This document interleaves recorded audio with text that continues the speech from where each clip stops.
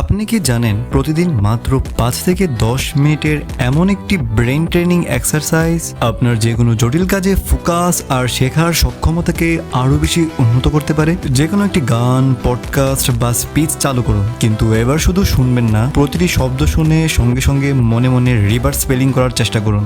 মানে প্রতিটি শব্দ শুনে তার অক্ষরগুলোকে উল্টো ক্রমে সাজান। শুনতে সহজ লাগলেও বাস্তবে এটি আপনার মস্তিষ্কের জন্য একটি হাই কগনিটিভ লোড তৈরি করে, কারণ একই সময় আপনার ব্রেন শুনতে, তথ্য মনে রাখতে, বিশ্লেষণ করতে আর উল্টোভাবে প্রসেস করতে হয়। তাই শুরুর দিকে বারবার ভুল হবে, আটকে যাবেন, বিরক্ত হবেন, এমনকি মনে হতে পারে এটি অসম্ভব। কিন্তু ঠিক এই মুহূর্তেই আপনার brain working memory, selective attention এবং কগনিটিভ ফ্লেক্সিবিলিটিকে একসঙ্গে কাজে লাগাচ্ছে।